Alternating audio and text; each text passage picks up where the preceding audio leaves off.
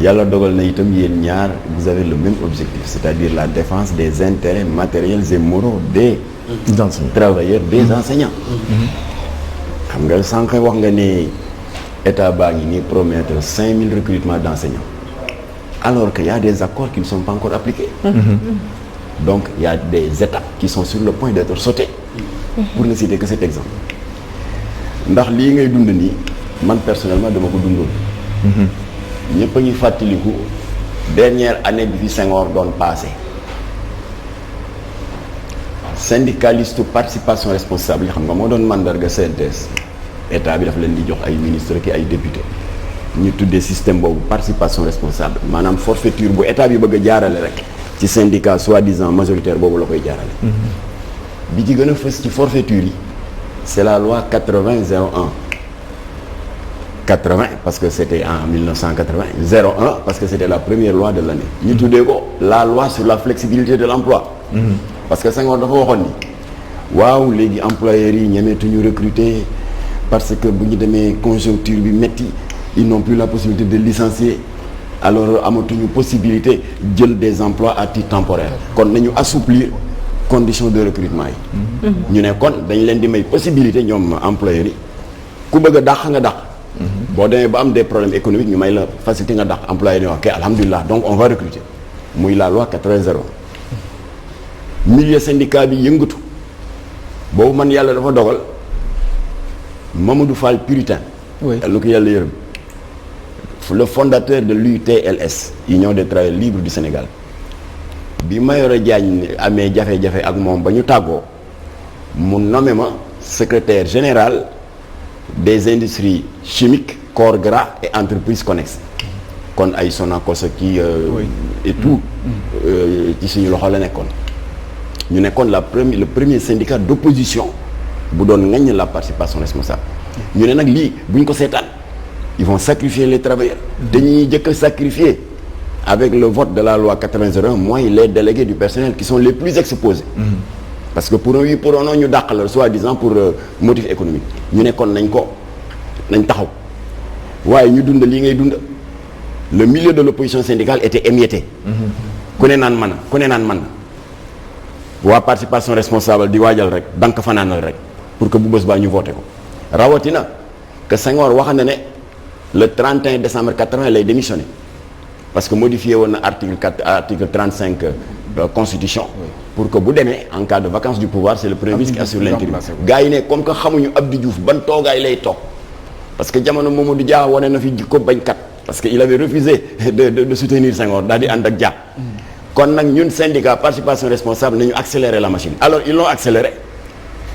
ñu war ko voter mais puisque les syndicats d'opposition étaient en mauvaise posture ñun def nañ région yëpp mobilisé et tout ñëw fees assemblée nationale belle mais on était divisé parce qu'il y avait un travail préalable à faire qui n'avait pas été fait alors Mamadou Fall Puritain ndeysaan def lu ñuy wax baroud d'honneur parce que député la woon maanaam def na fa benn discours boo xam ne discours xol bu jeex la ndax xamoon na ne PS ak CNTS avec leur majorité mécanique dina jàll waaye mu ne naa wax rek waxu xol bu jeex c'est resté dans les annales de l'histoire syndicale dafa leen ne et que nous avons tous retenu par cœur dafa jàkkaarloog ñoom la majorité mécanique là nee na si vous ne cessez de vous couvrir du manteau de la légalité pour commettre des illégalités un jour viendra où les éternelles victimes de votre légalité entre guillemets feront ouvertement usage d'illégalité pour foutre un coup de pied sur votre légalité loolu discours rek dem mais xam naa loi bi di ngeen ko voter waaye il fallait que ma wax leen ce que j'ai au fond du cœur kon nag loolu les travailleurs en ont beaucoup souffert parce qu'il y a eu des licenciements en masse oui am na bi ci gën a garaaw mooy usine bool bii nekk ci passage à niveau bi Soseg Nemas ñoo njëkk a dàq jékki-jékki Agri Pêche usine de pêche yi dàq parce que dara du leen ci fekk amul demander autorisation inspection et cetera alors ñun ñu ne nag syndicat yi liste yi seen xiiroo beeg ngaa yooyu amee ngeen àq liggéeykat yi loolu nag laa bañ mu dal leen parce que yéen vous avez des points en contentieux avec l'État qui ne sont pas encore réglés état ñi bëgg jëp état boobu naan damay embaucher 5000 c'est bien mais doo réglé yi moo tax man li may ñaan en tout cas man danaa ci dox lu ma mën yaag Dame Mbodj na ngeen juboo mais mën naa si wax dara parce que ba ma jeexal rek defe naa yow yaay magam waaw du yaa ko mag waaw sa mag la sa rakk la Dame Mbodj maa ngi lay ñaan Ablaye Ndoye sam mag la jéem leen xool noo leen di waxtaanee pour l'intérêt supérieur des travailleurs du système éducatif. voilà juboo war na ma ne. bi tey balaa nga koy jox dama bëgg a wax foofu dara xam nga lu tax ma ne la ñun amuñu problème ak Dame. waaw. jamono yi bi mu amee jafe-jafe ci manifestation. man maa njëkk a jël sama kàddu.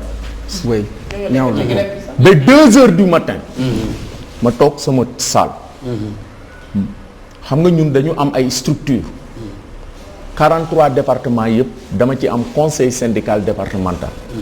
suma responsable bu ne ma jox la accréditation.